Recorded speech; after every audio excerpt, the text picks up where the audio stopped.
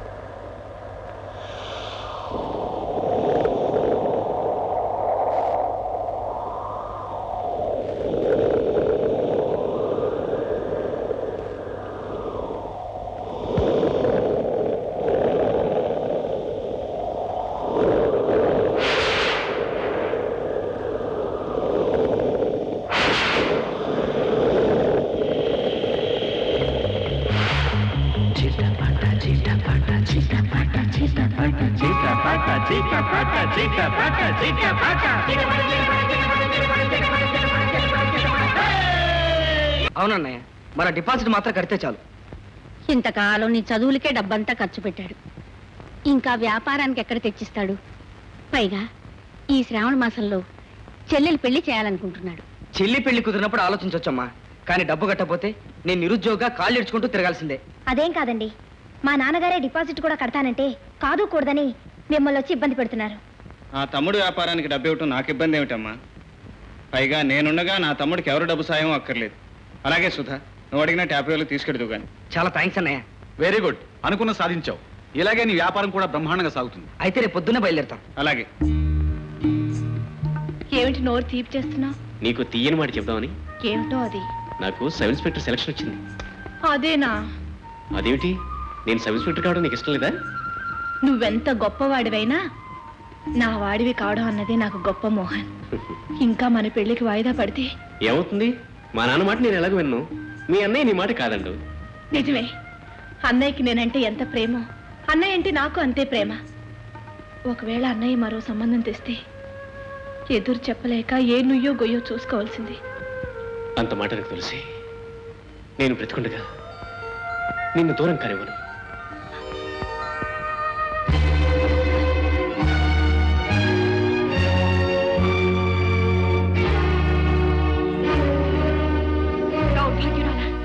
ఎన్నాళ్ళ నుంచి జరుగుతుంది నాటకం? నువ్వెలాంటి కుటుంబంలో పుట్టావు, ఎలా పెరిగావు, ఎలా ప్రవర్తిస్తున్నావు? వయసు వచ్చిన ఆడదానివి పరాయి మగవాడితో పరాచికాలు ఆడతావా? నేనే తప్పు చేయలేదమ్మా. తప్పు చేయలేదు? అమ్మా అమ్మా, ఏమిటి పిచ్చి? పిచ్చి కాదు బాబు, నా కడుపును పుట్టి ఇది తెచ్చిన తలవంపులకి నా కడుపు కోత. అందుకని బిడ్డల రహస్యాన్ని కడుపులో పెట్టుకుని పరిష్కరించుకోవాల్సిన తల్లివి నువ్వే ఇలా తొందరపడితే ఎలాగమ్మా? తొందరపడ్డం లేదు బాబు, తల్లిగా ఆడపిల్లని అదుపులో పెట్టుకుంటున్నాను. వయసు వచ్చే వరకేనా మా పిల్లలు మన మాట వినేది. ఆ తర్వాత మనసు మాటే తప్ప మన మాట వినరు. మనసు తెలుసుకోకుండా అదుపులో పెడితే అది మరో సమస్యకు దారితీస్తుంది. చెల్లెమ్మా, నీకు బంగారం లాంటి భర్తను చూసి పాడికుండ లాంటి సంసారానికి పంపాలని ఎన్నో కలలు కన్నాను. ఇప్పటికైనా నీ మనసులో ఏముందో చెప్పు. నువ్వు అతను చేసుకుంటావా? నేను అతన్ని ప్రేమించాను. మీరు ఇష్టపడితే పెళ్లి చేసుకుంటానన్నయ్య. ఈ మాట నాకు ముందే చెప్పుంటే ఇంతల్లరి జరిగేది కాదు కదమ్మా. నన్ను క్షమించనయ్యా. బాధపడకమ్మా, నువ్వు కోరుకున్న వాడితో నేను ఈ పెళ్లి వైభవంగా జరిపిస్తాను. ఏమిటి బాబు నువ్వు అనేది? పువ్వులా పెంచుకున్న బిడ్డని ఆ పిసినారింటి కోడలుగా పంపుతావా? మోహన్ వాళ్ళ నాన్న లాంటి వాడు కాడమ్మా. అయినా ఆ ఇంటికేగా వెళ్ళేది. అది వాళ్ళ ఇంటికి వెళ్తే చేసేది సంసారం కాదు బాబు, ఆ పిసినారి కొంపలో ఊడిగం. ఎందుకు చేస్తుందమ్మా? మోహన్ మంచివాడు, చదువుకున్నవాడు.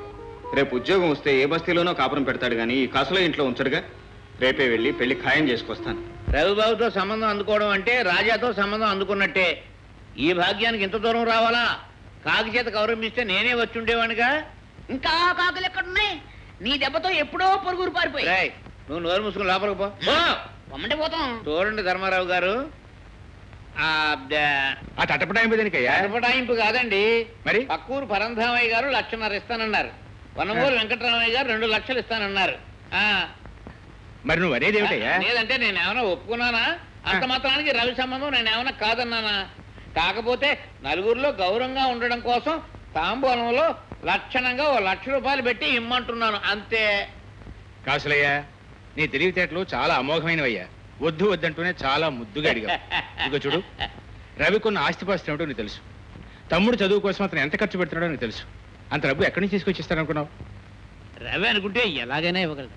కాసులయ్యా, మావయ్య, చేయబోయేది బాంధవ్యమే కానీ వ్యాపారం కాదు. ఇక్కడ బేరమాటం వల్ల అభిమానాలు దెబ్బతింటాయా కానీ వేరే ప్రయోజనం ఉండదు. మీరు అడిగిన 1,00,000 ఇస్తాను. ముహూర్తం పెట్టించండి. హరి, నువ్వు మనస్ఫూర్తిగానే మాట అంటున్నావా? నిజం సుధా, నేను మీ ఊరొచ్చి మీ చెల్లెలను చూసినప్పుడే ఆమె నా భాగస్వామిగా చేసుకోవాలనుకున్నాను. ఈ పెళ్లి జరిగితే నా చెల్లి కంటే అదృష్టవంతురాలు ఎవరు ఉండరు. మా అమ్మ, అన్నయ్య అందరూ సంతోషిస్తారు. I'm very happy. Thank you. Pronote అయితే చెల్లేసి అలాగే రద్దు చేసేవాడిని తమ్ముడు. కానీ ఇది పెళ్లి. 10 మందిలోనూ ఇచ్చిన మాట. అంటే 10 మంది కోసమే చెల్లి గొంతుకొస్తావా? ఆడపిల్ల జీవితం ఏమైనా నువ్వు ఆడిన మాట తప్పని హరిశ్చంద్రుడు అనిపించుకోవాల కక్కుర్తా? నాకు అలాంటి ఉద్దేశం ఏనాడూ లేదు. నేను నా మాట నా సుఖం అని ఏనాడూ ఆలోచించలేదు.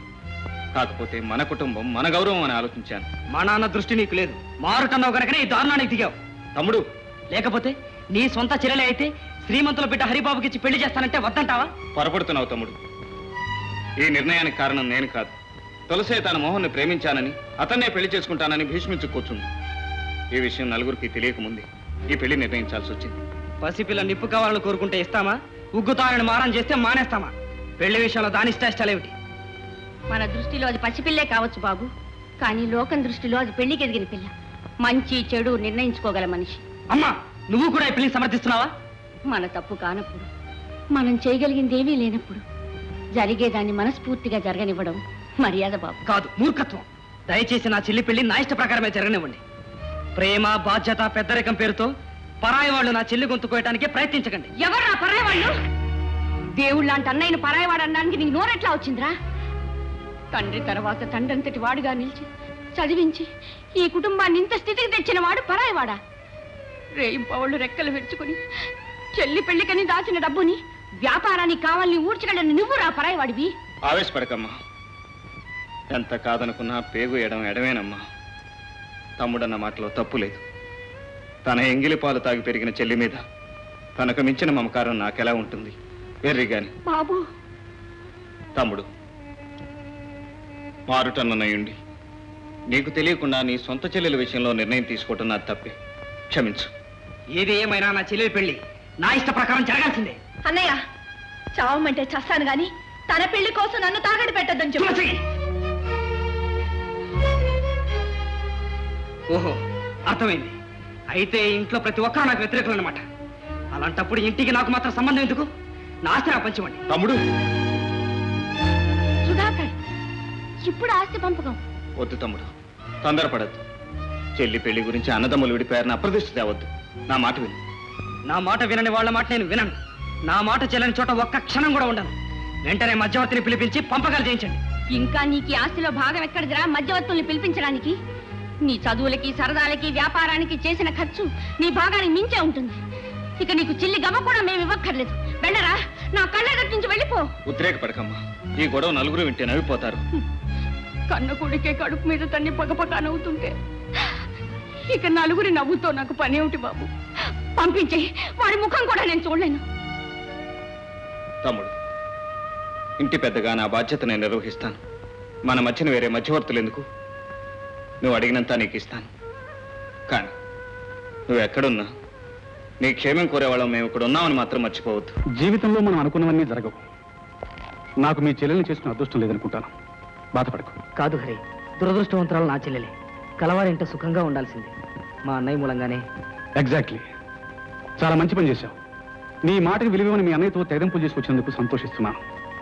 మనసారా అభినందిస్తున్నాను. Thank you. ఓకే తమ్ముడు, భాగాలు చేసి అమ్మన్నా, అలాగే అమ్మి నీకు రావాల్సింది తీసుకొచ్చాను. నేనన్నది నిజంగా నువ్వు అమ్మేయాలని కాదు. నేను ఆ మాట అంటే పెద్దవాడికి ఆలోచించి ఆ సంబంధం మానేస్తావని, ఆస్తి నిలబడతావని. నాకు తెలుసన్నయ్య, ఈ పనితో నా తల్లికి చెల్లికి నన్ను కాకుండా దూరం చేసి నాకు ఆ ఊళ్ళో కాలు పెట్టి మొహం చూపుకుని అదృష్టం లేకుండా చేశావు. మారుటన్నావు అనుకున్నాను కానీ ఇంత మోసగారం అనుకోలేదు. తమ్ముడు,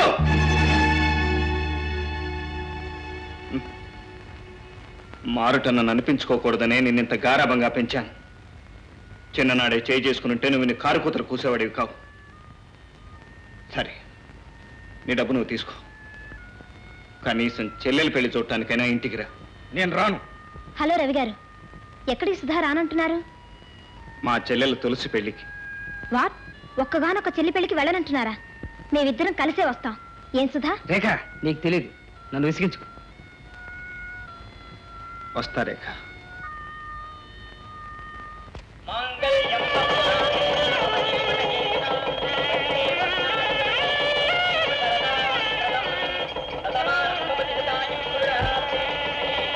లిమిట్గా పిల్లల్ని కానీ పొదుపుగా బతకండి. పదండి.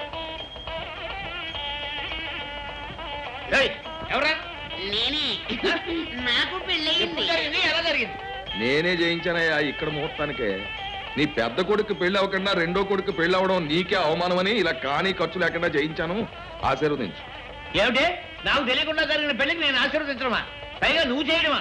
కట్టం లేని పెళ్లికి కార్యం ఎలా జరుగుతుంది?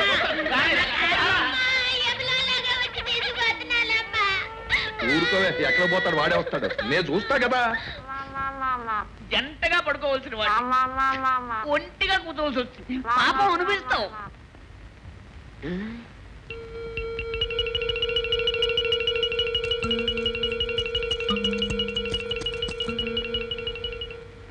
నాన్నా, నాన్నా, నాన్నారు. నర్వ్స్ పడుకోరా. అది కదా నాన్న, ఆ. లోపల డబ్బులు తట్టి పెట్టింది. అదే తేనె తెట్టిలాగా డబ్బులు తట్టి పెట్టింది. కావాలంటే చూసుకో. డబ్బులు తెట్టా?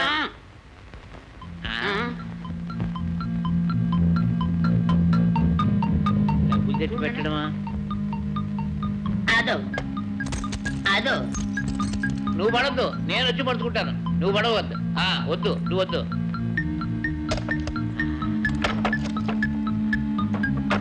ఈ కర్ర తీసుకో. అది అదే.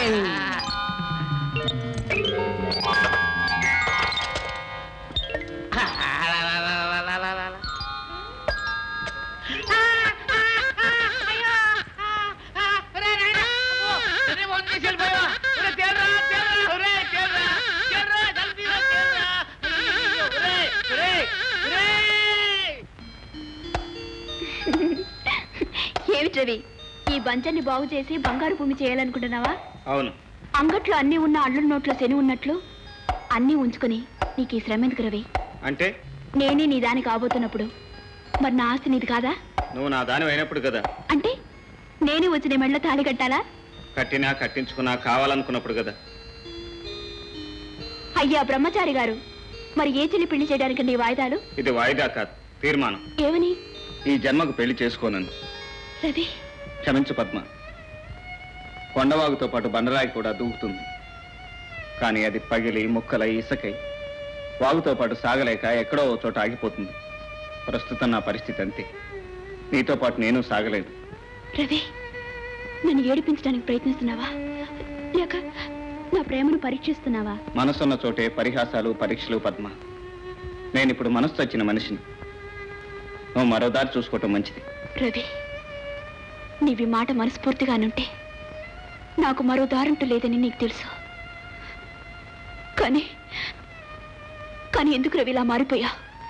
నువ్వు పేదవాడివయ్యావని, నన్ను చేసుకుని నా ఆస్తి మీద ఆధారపడి బతికితే నలుగురు నవ్వుతారని ఆలోచిస్తున్నావా? నలుగురు అనే మాటలు నేను లెక్క చేయనని నీకు తెలుసు. అయితే ఎందుకు రవి ఆస్తితో వచ్చి నీ మీద ఆడపెత్తనం చెలాయిస్తాననుకున్నావా? నువ్వు అలాంటి దానివి కావని తెలుసు. ఇంకెందుకు రవి, నీకు మనసిచ్చి నిన్నే నమ్ముకుని నీ దాన్ని సుఖపడదామని కలలు కంటున్న నన్ను ఎందుకు దూరం చేస్తున్నావు? దగ్గరయ్యే అదృష్టం ఆ దేవుడు మన నష్టం రాయలేదు కనుక. రవి, క్షమించు పద్మ, నన్ను మర్చిపో.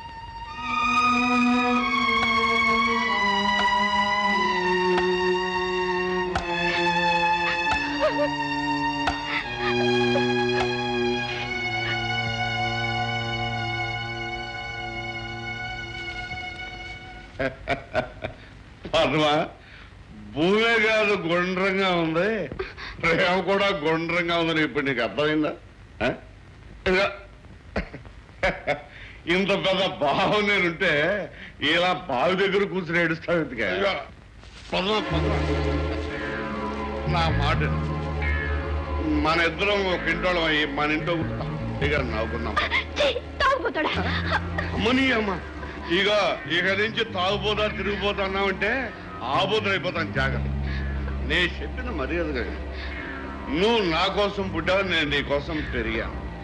నా మాట విన్నావా సరే, లేదా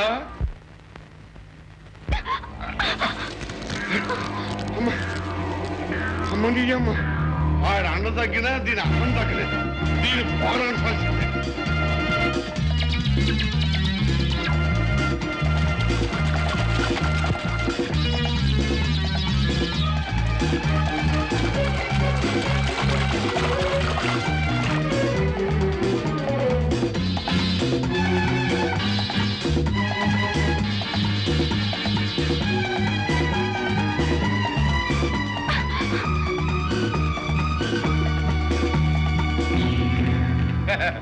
అమ్మని అమ్మ ఈ ధృతరాష్ట్రుడు గౌగుల నుంచి నిన్ను ఆ దేవుడు కూడా తప్పించలేడా?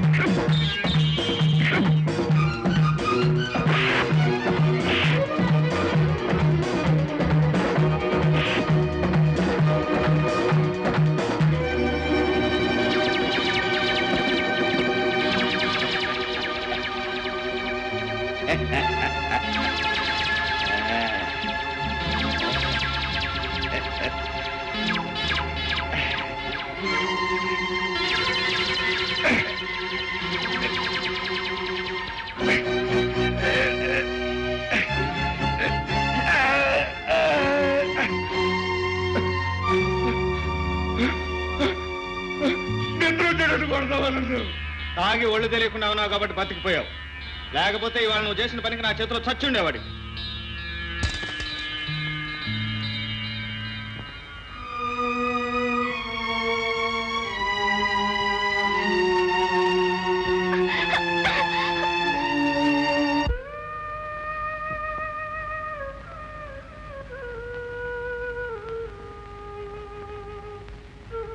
పిలిచారట?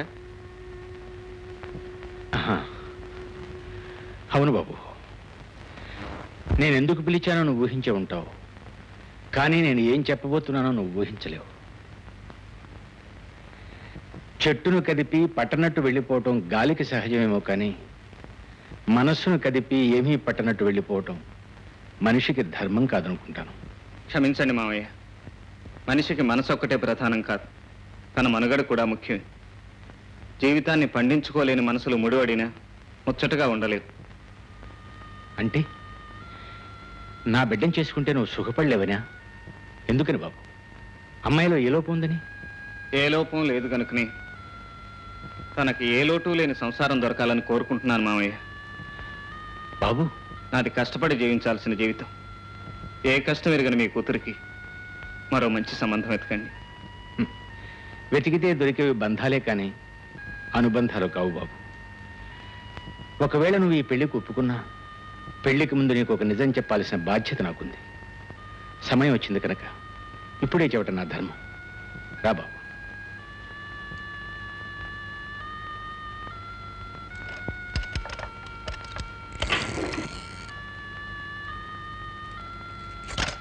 బాబు, ఆపదలో ఉన్న వాళ్ళను, అయిన వాళ్ళను ఆదుకునే బలహీనత నాకుందని నీకు తెలుసు. అందుకని అడిగిన వాడికల్లా లేదనకుండా అప్పులిచ్చాను. తిరిగి నిలదీసి వసూలు చేసే మనస్తత్వం నాది కాదు కనుక అన్నీ పోగొట్టుకున్నాను. ఇవిగో ఇవే కాలదోషం పట్టిన ఆ ప్రామిసరీ నోట్లు. ఇక ఊరుమ్మడి ఖర్చుల కోసం, దాన ధర్మాల కోసం నేను అప్పులు చేయవలసి వచ్చింది. ఇవాళ ఈ ఆస్తి అంతా అమ్మిన అప్పులు తీరవు. ఇది ఈనాటి నా పరిస్థితి. ఈ విషయం అమ్మాయికి తెలిస్తే ఎక్కడ బాధపడుతుందోనని రహస్యంగా ఉంచాను. చూడు బాబు, సవతి తల్లిని, ఆమె పిల్లల్ని తోబుట్టువుల కంటే ఎక్కువగా చూసుకునే నువ్వే నేను తప్ప ఏ దిక్కు లేని నా బిడ్డకు దిక్కు కావాలి. చెప్పు బాబు, అమాయకురాలైన నా బిడ్డకు తోడు నీడగా ఉంటానని ఒక్క మాట చెప్పు.